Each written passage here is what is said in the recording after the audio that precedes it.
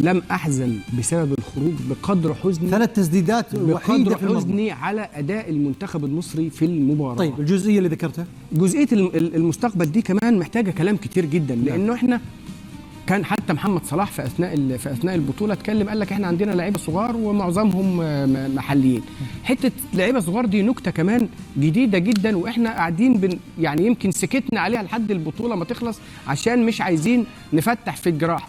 احنا تاني اكبر معدل اعمار في البطوله يا مشاري، احنا عندنا 11 لاعب، عندنا فرقه كامله فوق ال 30 سنه. عندنا بتكلم على الشناوي ومحمد صلاح وحمدي فتحي والتريزيجيه، عندنا بقول لك 11 لاعب كاملين فوق ال 30، واحنا معدل المتوسط الاعمار بتاعنا 29 سنه و8 شهور عن اي مستقبل. يعني انا كنت اتمنى ان حسام حسن ومن اتحاد الكوره عشان انا احسب كل المسؤوليات اوزعها بحق الله، كنت اتمنى ان اتحاد الكوره لما حسام حسن يتولى المسؤوليه يبتدي مع عمليه الاحلال والتجديد بشكل منطقي وبشكل طبيعي. انما انا اقتحم هذه البطوله وانا معدل الاعمار 30 سنه على العموم لكل حد. انت ذكرت ان طموحك لنصف النهائي، وصل هو لنصف النهائي جميل، لكن الشكل ايضا ان انا الشكل ده لا يرضيني على الاطلاق، ان انا اخرج بهذه الصوره في امام فريق بحجم السنغال. فانت بتلعب باسم مصر، يعني حزين جدا ان احنا نظهر بهذه الصوره.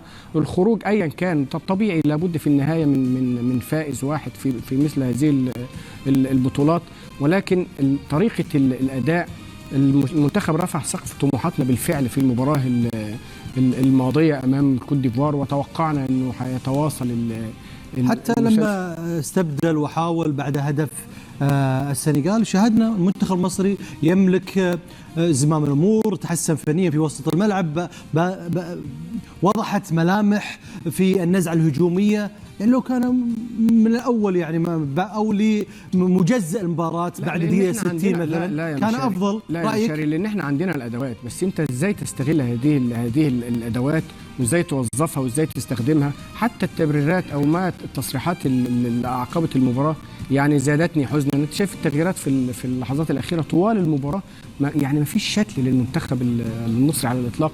طول المباراه انا بدافع، على عكس ما كان يحدث امام كوت ديفوار. كوت ديفوار كنا سايبين لهم الاستحواذ، بس احنا بنطبق بس التبديلات تعطينا ان مصر تملك اسماء، الادوات موجوده بالدكه، الادوات موجوده، بس الاستخدام والتوقيت، استخدام الادوات وحتى المبررات ازعجتني جدا بعد شو اللي يزعجك يا صابر؟ نتكلم بوضوح اكثر. اللي يزعجك شنو في المباراه؟ هقول لك حاجه. يعني احنا اتكلمنا دلوقتي كابتن حسام حسن مع خالص تقديري واحترامي، وهو قدم بطوله مقبوله في بعض المباريات ويعني وغير مقبوله في بعض المباريات الاخرى، وله تاريخه سواء كلاعب او كمدرب.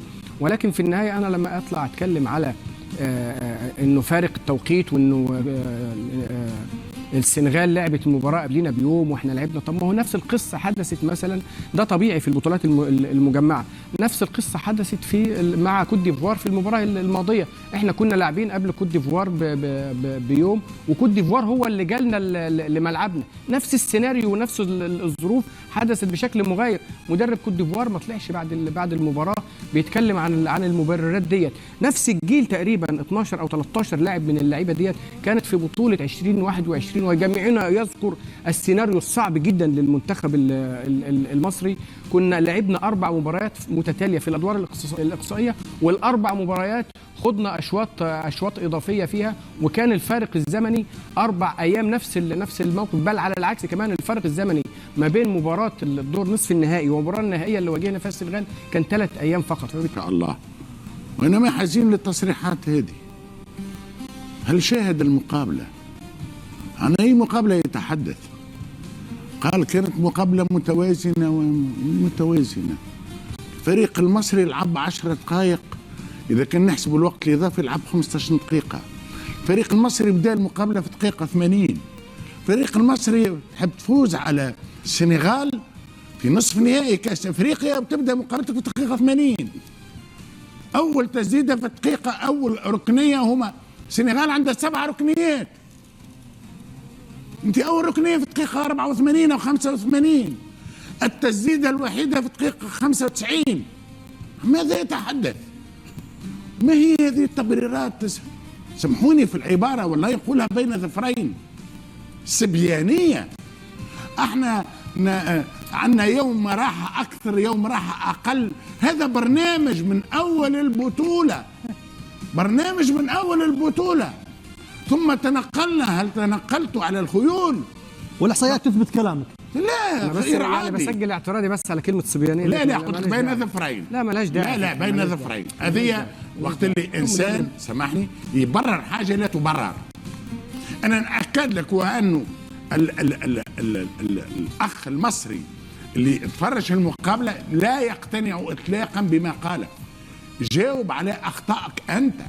لكن لا قال نحمل المسؤوليه الروح. اي لا بس الوصف كما ذكر صابر. انا قلت لك بين ظفرين. هو اللي ذكر حتى صابر يعني. انا قلت لك بين ظفرين. بين ظفرين معناها ملاش داعي يعني ملاش داعي. انا هو مدرب كبير واسم كبير. انا نتجاوزها اسم كبير. اخطا طبعا مش مختلفين في دي. اخطا. انا حزين لتصريحات حسام حسن. انا مانيش حزين لكونه الفريق المصري خرج في النصف النهائي، مش معناها حبيته يخرج، لاني مستقبله مشرق. يعني انت صحفي كبير مريت في مؤتمرات صحفيه، ماذا يعني مؤتمر الصحفي لحسام حسن؟ مؤتمر صحفي بتعرف اخطا في المؤتمر الصحفي اكثر من اللي اخطا في المقابله.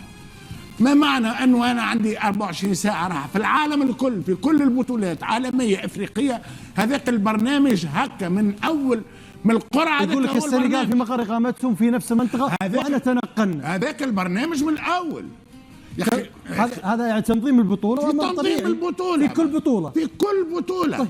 سامحني اليوم التبريرات، علاش قلت لك تبريرات نجم تبريرات فنيه، تبريرات ربما تحكيميه. زين والند للند بالطبع. وعندما تكون المقابله فيها ربما اليوم المنتخب المصري ما خلينا نكون قاسي. انا ما نجاملش، انا ما نجاملش، ومن حتى العباره عملتها بين الظفرين، لاني حسيت انا اكثر خروج مصر عنده 22 23 لاعب يلعبوا في البطوله المحليه، وختم قال يملك 7 بطولات. اولاده معناها اولاد مصر، عندك زوز لاعبين يلعبوا معناها في اولادك، وعملوا 80 دقيقه بطوليه. ليش ما حررتهم؟ ليش ما حررتهم؟ صحيح بطوليه، اما 80 دقيقه في الدفاع. بالطبع لهنا نتفرجوا واحنا نتفرجوا مع بعضنا. يا مصر قدم، يا مصر وينوا الهجوم؟ هذا التسديده الوحيده. شوف في دقيقه 95 بالطبع. طيب بس بعد التسديده هذه يعني ذكر حسام بالاخير لمن يشكك وينتقد انا املك 7 بطولات في تاريخ مصر. لا هذا يضيف لي لحزني على تصريحاته. هل انه معناها الجواب في الندوه الصحفيه على مقابله وخروج مصر، هل انه تذكرهم عندك 7 بطولات؟ الكل العالم يعرف اللي عندك 7 بطولات، معناها نساء ورجال وفي اقصى الشمال واقصى الجنوب نعرفوا عندها ونقولوا. وانا قلت مصر هي زعيمه افريقيا، مصر هي سفيره الكره اليوم العربيه. وين كانت؟ ايش مدخل 7 بطولات بعد الخروج هذا؟ تذكرهم بالتاريخ، واحنا نتحدث عن الحاضر. امان حسام حسن، اذا كان هذا التاريخ يجب ان تبادر وتهاجم، تملك الامكانيات. هذاك علاش في اخر 10 دقائق كان المنتخب المصري قريب، بينت ملامح المنظومه الهجوميه. والله يا مشاري، والله يا صابر، والله معناها انا عندما اتحدث بوجيعه، وانا هالمجاملات هذه لا، لاني ريت انت تردد مجاملات من مجاملات صابر، تكلم بكل وضوح. لا صابر تكلم بكل وضوح. أنا انت تردد مجاملات. لا مش على صابر. العفو. طيب مجاملات على من مين؟ مجاملات لتصريحات ربما نلقاو ما يبررها نتاع حسام حسن. جميل. لا يمكن تبرير ما لا يمكن ان يبرر.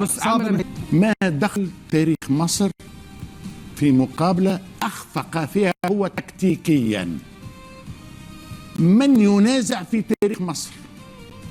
هذه تعرف شو نسميها انا ما قام به، لانه التصريح فعلا انا قلت لك حزين اكثر على التصريح، لاني احترم كثيرا اللاعب حسام حسن والاسطوره حسام حسن. طيب. الفائز ب3 كؤوس افريقيه. ما معنى انه تقول وانه فما الناس تحب تخرجني من كاس افريقيا؟ من هذا مع الاسف هذه رده فعل عنا. يحب ربما يقنع ل 120 مليون مصري اللي فعلا جاتهم حسره كبيره، لوعه كبيره بين ظفرين. حزن، نقولوش حزن احنا في الكوره في الاخير، حزن كبير، احباط. بالطبع تلوم الغير. احنا مشكلتنا كعرب عمرنا ما نلوم رواحنا، عمرنا ما انا اخطأت. يعني كانك تقول يجب يكون عندنا هناك شجاعه في مساله يتقبل ان السنغال كانت افضل صحيح. وهي متسيده، وانت لم تجاريهم فنيا تكتيكيا، ولم شوف تعرف في امكانيات الفريق. لو ان حاولت، لان هناك من يقول ان منتخبات افريقيا نيجيريا والسنغال وغيرها من المنتخبات كوت ديفوار، هناك من تلعب بشكل دفاعي وهناك من تلعب امامها بشكل هجومي، واليوم كان يجب امام السنغال يلعب بشكل هجومي عكس نيجيريا وعكس الكاميرون وعكس كوت ديفوار حامله اللقب. شوف، بعد مقابله الكوت ديفوار خرج لنا حسام حسن، واحنا لهنا شدنا بالمنتخب المصري بشكل رهيب. اليوم وشايخ وانا عملت ال5-3-2 وانا عملت اشدنا به. اليوم عمل ال5-3-2 جاء خارج الموضوع. ايش مدخل تاريخ مصر؟ النقطة الأولى. النقطة الثانية، ما معنى أنك تقول وأنه يحبوا يخرجوني ما نحبش نوصل؟ أنا سؤالي معناه بديهي بالنسبة للسنغال. اليوم السنغال ما شاء الله، السنغال مقابلة الحقيقة الفريق المصري 80 دقيقة وفي الدفاع، واللاعبين كل اللي في الدفاع والشناوي عملوا مقابلة رائعة، مقابلة رائعة. تبقى قاعد وغادي.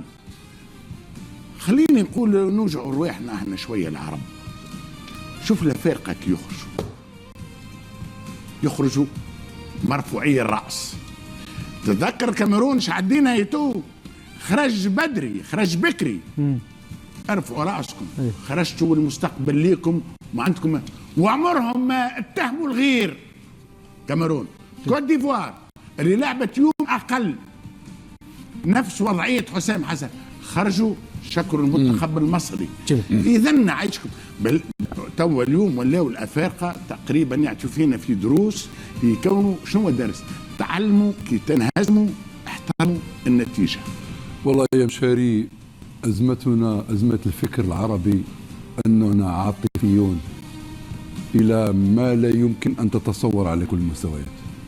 تصور معي لو كان مدرب لمنتخب غير منتخب مصر حصل له نفس الشيء وجاء ليتحدث على تبريرا لخسارته، ما أعتقد كان يمكن أن يتحدث لا عن التاريخ ولا على الجغرافيا ولا على مؤامرة تدبر في الخفاء ولا على هذا لا يريد أن تصل مصر. أنا أستغرب من يا ترى كان يقف حجر عثر أمام وصول المنتخب المصري إلى المباراة النهائية، والحال أن من أخرج مصر من المباراة النهائية هي مصر. من أخرج المنتخب المصري من المباراة النهائية هو أو حال دون وصوله إلى المباراة النهائية هو حسام حسن بنفسه. طيب تفسير أنا أتكلم معك منطقي. أنا كناقد رياضي أو كصحفي جاي لندوة صحفية لأستمع إلى مدرب يتحدث في أعقاب خروج لفريقه. هو قال انت عاوز تكرمنا ولا تعذبنا؟ بالله انا بتكلم نجي اريد اني اعرف الاسباب، لكن ثق بي من كل هذا الكلام الذي قاله حسام حسن لا استطيع ان اجد مبررا منطقيا واحدا يكفي ليقنعني. طيب تفسير هذا الكلام يعني والتصريح. نحن نحوم حول الحقيقة الصادمة، هو أن منتخب مصر في مباراة كوت ديفوار رفعنا إلى السماء أو إلى السحاب، وجاء في مباراة السنغال وأعادنا إلى الأرض. يعني صدمة. وتصريح حسام تصريح حسام مجانب للصواب في كل ما قاله. طيب فتحي